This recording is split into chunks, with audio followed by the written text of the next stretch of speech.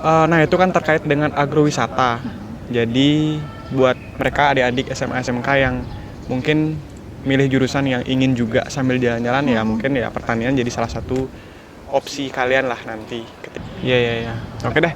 Nah, ini jadi pertanyaan yang paling pamungkas, paling sering ditanyain. Biasanya pertanyaan yang ditanyain oleh calon mertua. Cia. Ini mau ngelamar anak saya, kamu kerjanya di mana? Gitu misalkan. Nah, banyak banget nih teman-teman kita dan juga beberapa kerabat-kerabatnya atau keluarganya lah memiliki mindset kalau lulusan dari pertanian itu ya pasti jadi petani. Nah, menurut Vita itu kayak gimana sih? Ya mungkin kalau kurang setuju mungkin bisa diklarifikasi terkait dengan itu. Oke, yang pertama kita harus tahu ya, petani itu apa sih sebenarnya?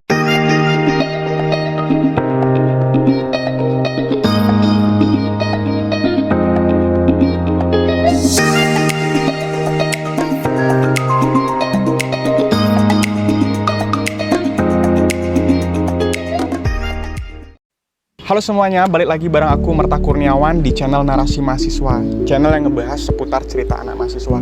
Nah, kali ini aku udah di Universitas Udayana, perguruan tinggi negeri terbaik yang ada di Bali. Nah, kali ini aku udah bareng sama perempuan cantik yang ada di Udayana, khususnya dari Fakultas Pertanian. Nah, buat teman-teman yang kemarin nanyain aku untuk kepoin salah satu jurusan di Fakultas Pertanian, nah kali ini aku ajak narasumber yang mungkin bisa menjawab apa yang menjadi pertanyaan teman-teman. Untuk itu, sebelum kita bincang-bincang, mungkin dari kakak bisa kenalin diri dulu, namanya siapa, dari alumni mana, dan mungkin masuk ke Udayana lewat jalur apa. Oke, halo semuanya, perkenalkan nama saya Nimadi Sofita Rasman, biasa dipanggil Savita atau Vita. Nah, saya baru saja menjadi alumni Fakultas Pertanian Universitas Udayana. Sebelumnya saya mahasiswa pertanian jurusan Agroekoteknologi tahun 2018. Baru aja lulus April 2022 kemarin. Oke. Ya. Berarti akrab disapa? Vita boleh? Boleh Vita, aku panggil Vita aja biar kita kesannya lebih akrab lah. Oke, boleh. Oke, Vita bisa sharing nggak sih kenapa sih kamu milih jurusan pertanian yang benar-benar kamu tekuni dari SMA ke kuliah lah? Kenapa bukan jurusan lain? Nah, kenapa bisa pertanian yang kamu pilih? Oke, mungkin sebelumnya pertanian ini kan luas ya. Aku izin sharing sedikit. Oke. Jadi di Fakultas Pertanian khususnya Udayana itu kita sebenarnya punya 3 program studi. Yang pertama itu program studi Agroekoteknologi, itu jurusan aku. Terus program studi Agribisnis. Lalu yang terakhir itu ada program studi Arsitektur Lanskap. Nah, alasan kenapa saya masuk ke pertanian itu sebenarnya gara-gara penasaran sih. Ada rasa ingin tahu karena di Indonesia ini kan terkenal potensinya tuh pertanian, terkenal negara agraris gitu ya. Nah, terus jadi saya penasaran, emang gimana sih sistem pertanian di Indonesia, pengelolaannya tuh seperti apa, dan khususnya di Bali kan kita potensinya ada 2, ada pariwisata dan juga pertanian. Itu mereka saling berhubungan satu sama lain. Jadi hal-hal seperti itu yang membuat penasaran tentang pertanian itu seperti apa. Oke. Berarti awal mula ketertarikan ke pertanian itu ya karena ingin tahu lebih terkait dengan ya potensi yang ada di Indonesia, yaitu salah satunya negara kita negara agraris. Nah, itu kan tadi disampaikan tuh ada 3 program studi. Nah, itu bisa jelasin ya singkat nggak sih 3 prodi itu bedanya apa? Oke. Jadi di program studi Fakultas Pertanian di Universitas Udayana itu yang pertama kan Agroekoteknologi, jurusan saya. Agroekoteknologi ini mempelajari lebih ke budidaya tanamannya, lalu ada apakah di lahan tersebut cocok atau nggak sih ditanamin tanaman A gitu misalnya. Jadi aku sharing juga deh sekalian kalau gitu. Di Agroekoteknologi itu ada 4 konsentrasi. Yang konsentrasi yang pertama itu adalah perlindungan tanaman. Perlindungan tanaman itu mencakup mempelajari tentang hama dan penyakit tanaman. Lalu yang kedua itu ada ilmu tanah. Jadi kita belajar mengenai kesesuaian lahan di suatu daerah itu apakah sesuai untuk ditanamin A atau sesuai ditanamin B, seperti itu. Itu mungkin kasarannya. Terus yang ketiga itu ada program studi konsentrasi agronomi. Jadi itu lebih ke budidaya tanamannya. Bagaimana sih kita membudidayakan tanaman A supaya tumbuhnya tuh baik, subur dan segala macam. Terus yang terakhir itu ada konsentrasi bioteknologi.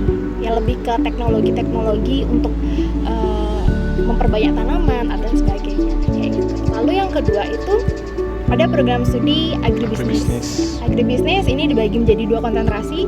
Jadi ada konsentrasi pengembangan masyarakat dan bisnis gitu. Lalu yang terakhir itu ada program studi arsitektur lanskap.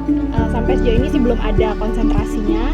Arsitektur lanskap itu pelajari ya, contohnya seperti ini ya, bagaimana menata mungkin di suatu daerah tuh tanamannya apa yang cocok sih gitu. Kayak hal seperti itulah, arsitektur banget gitu.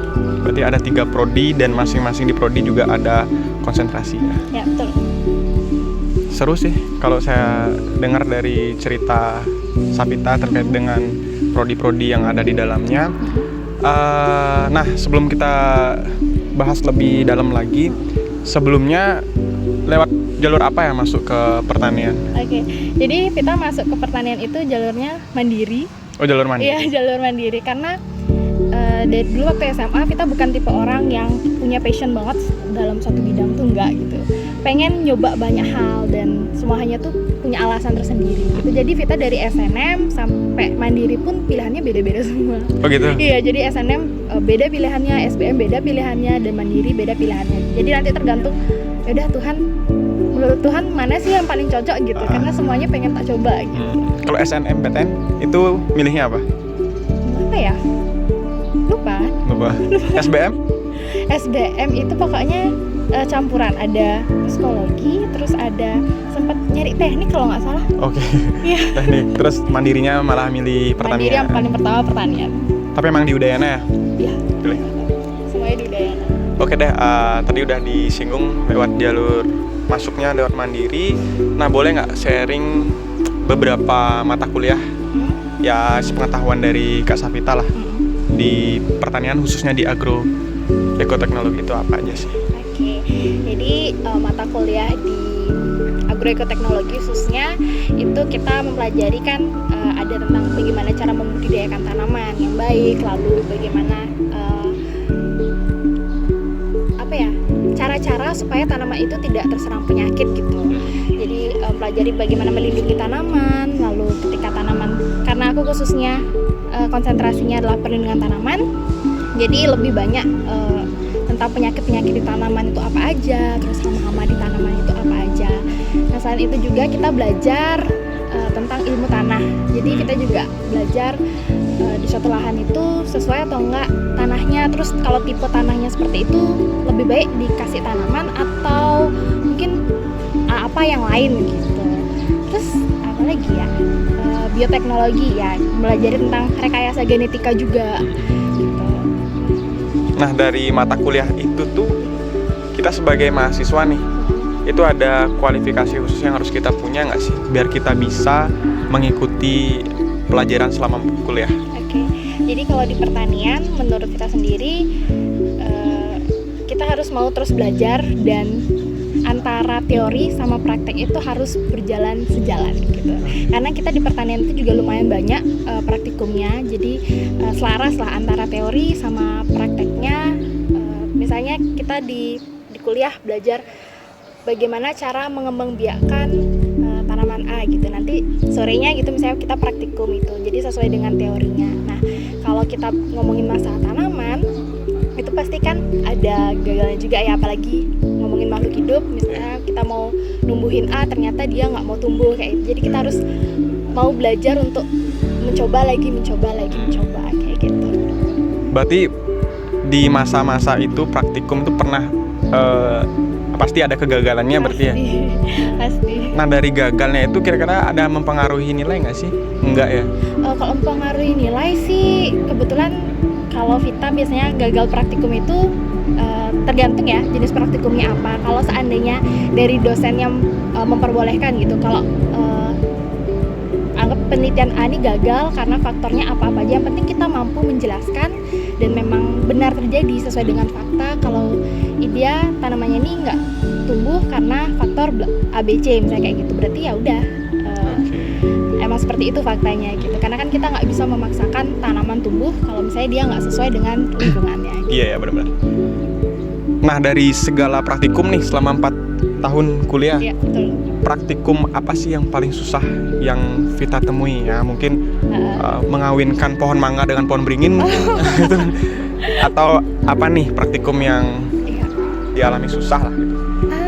Yang paling susah itu di praktikum tentang terkait tanah-tanah deh.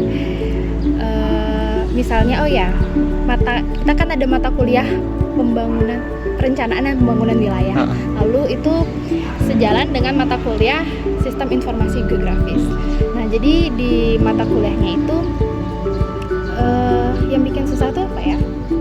Praktek tugasnya mungkin. Tugasnya? Iya, karena di sistem informasi geografis itu lumayan kompleks, menggunakan aplikasi. Kita di pertanian pakai aplikasi QGIS namanya, Geography Information System. Q-nya nggak tahu deh apa. Nah, itu sering mengalami kegagalan di ketika prakteknya gitu, karena itu lumayan kompleks. Jadi kita harus bisa memetakan wilayah sesuai dengan kondisi geografisnya apa yang kita lihat di GIS tersebut kayak gitu. Tapi untungnya di mata kuliah itu kita diberikan asisten dosen sama dosennya yang membantu kita untuk mengerjakan praktikum tersebut kayak gitu. Oke. Nah, itu kan terkait dengan praktikum yang susah. Terus kalau mata kuliah atau praktikum yang paling menyenangkan selama masa kuliah itu apa? Yang paling menyenangkan kayaknya agrowisata deh. Agrowisata. Ya, jadi kita Tapi jalan-jalan ya kayaknya? Iya, bener banget. Jadi di agrowisata, mata kuliah agrowisata, nah itu enaknya di pertanian. Jadi kita biasanya setiap semester ada praktikumnya sambil jalan-jalan. Kita explore tempat di daerah Bali khususnya yang mana ada potensi pertaniannya bagus, kita kesana. Tapi tergantung mata kuliahnya. Dan terakhir kali itu yang agrowisata menyenangkan karena kita jalan-jalan ke agrowisata gitu. Jadi waktu ini Vita kebagian di daerah Bedugul sama di daerah Petang. Jadi di Bedugul ke agrowisata stroberi, kita bisa bawa stroberi kayak gitu, lalu sambil kita nanya-nanya sama yang punya. Setelah itu ke Petang di agrowisata Bagus Agro Plage tuh. Nah, di sana jadi kita bisa bebas masuk, terus sambil dikasih tahu juga sama pengawasnya yang di sana terkait dengan tempat-tempat di Bagus Agro Plage itu seperti apa, lalu tanamannya tuh apa aja. Jadi sambil jalan-jalan sambil belajar juga, dan ya gratis karena gitu. Nah, itu kan terkait dengan agrowisata. Jadi buat mereka adik-adik SMA SMK yang mungkin milih jurusan yang ingin juga sambil jalan-jalan, ya mungkin ya pertanian jadi salah satu opsi kalian lah nanti ketika ingin masuk kuliah. Nah, mungkin sekarang terkait dengan gini deh, lingkungan pertemanan, dosen, dan juga penugasan itu kayak gimana sih? Atau ada keluh kesah nggak sih selama kuliah? Oke, yang pertama mungkin terkait penugasan ya. Oke. Nah, kalau di pertanian sendiri, di jurusan kita agroekoteknologi, penugasannya masih wajar, masih belum wajar, nggak ada penugasan yang terlalu berat, itu nggak ada. Jadi emang sih tiap minggunya pasti ada aja penugasan dari 1 atau 2 mata kuliah atau mungkin semuanya, tapi masih tergolong wajar gitu. Setelah itu dosennya juga rata-rata ya semua tuh baik-baik, dan mereka tuh juga care sama mahasiswanya. Mereka tuh juga nggak hanya mahasiswa yang berusaha kenal sama dosen, tapi dosen juga kenal gitu sama mahasiswa. Jadi saling ada feedbacknya gitu. Okay. Terus yang terakhir, lingkungan pertemanan. Menurut kita lingkungan pertemanan di pertanian itu seru-seru aja sih. Nah, kalau misalnya kalian merasa lingkungan pertemanannya terlalu kecil, itu bisa banget gabung di organisasi-organisasi kemahasiswaan di Fakultas Pertanian. Itu banyak banget, di masing-masing prodinya juga punya himpunan mahasiswanya sendiri. Kalau misalnya mau ke tingkat fakultas, itu ada organisasi BEM-nya. Kebetulan kita dulu di BEM, Fakultas Pertanian. Aktif organisasi berarti. Iya, jadi seru banget di BEM itu bisa punya keluarga sendiri lah gitu di pertanian. nggak cuma kuliah aja tapi ngebentuk keluarga baru juga.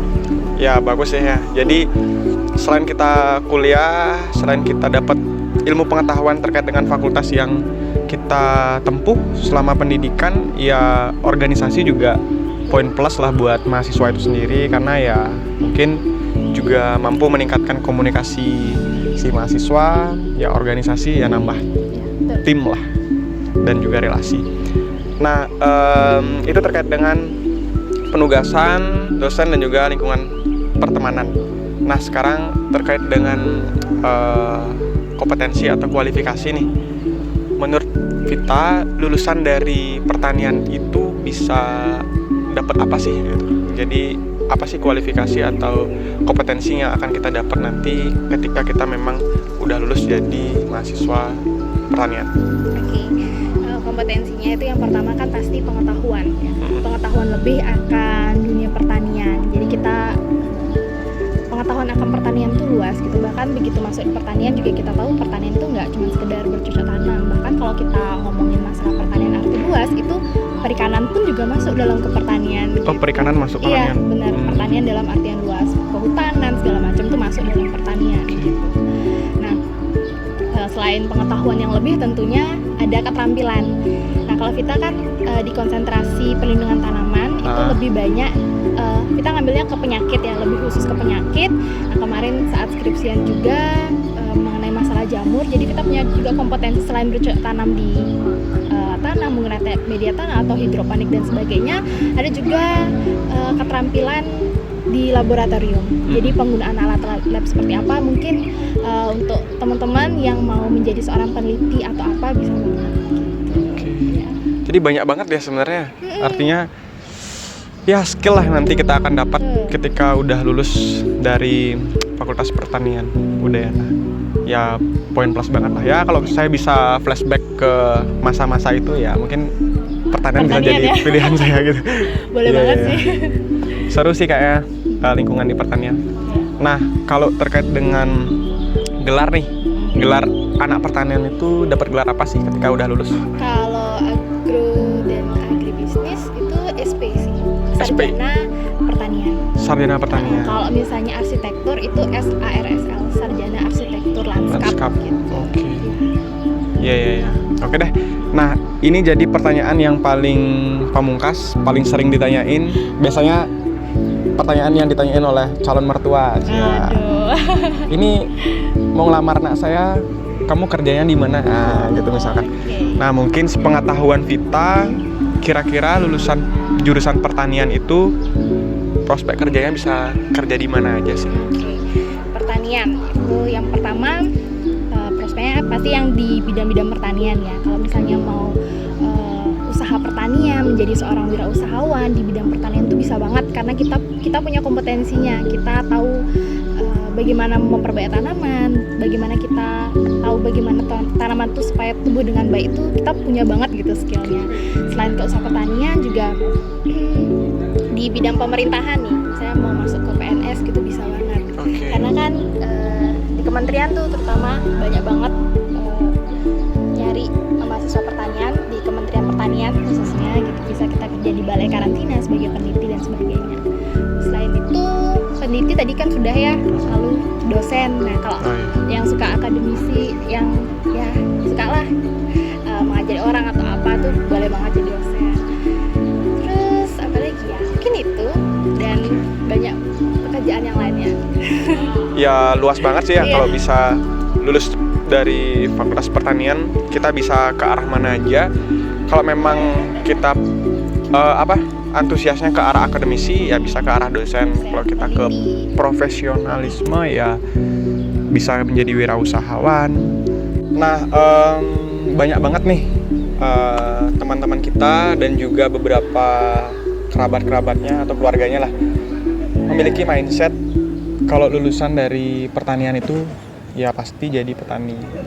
Nah, menurut Vita itu kayak gimana sih? Ya mungkin kalau kurang setuju mungkin bisa diklarifikasi terkait dengan itu. Oke. Yang pertama kita harus tahu ya, petani itu apa sih sebenarnya? Petani itu kan semua orang yang bergerak di bidang pertanian ya. Apapun itu disebut dengan petani. Nah, ketika ketika kita belajar di pertanian itu mungkin diharapkannya nanti lulusannya ya memang bekerja di bidang pertanian gitu, karena balik lagi pertanian tuh emang dasarnya ya dibutuhkan oleh semua orang, terutama di Indonesia gitu kan. Nah sekarang itu semua tergantung ke kita mau menjadi seorang petani yang konvensional kah, yang menggarap tanah dan sebagainya, atau mau menjadi petani yang modern, misalnya kita bekerja di dalam laboratorium kah, atau menjadi seorang wirausahawan di bidang pertanian, ya petani juga kan namanya gitu. Nah itu semua tergantung dari kita mau jadi yang seorang yang seperti apa gitu.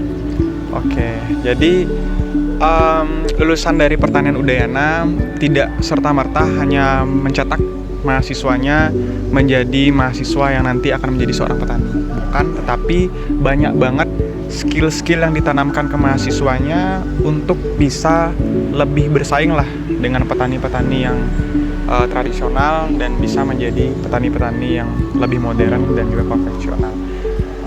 Dan juga pasti banyak banget yang ditanamkan selain ilmu pertanian ya, mungkin dari segi ekonominya, bagaimana mengelola perekonomian si lahan tersebut untuk menghasilkan sebuah pundi-pundi penghasilan lah buat mereka.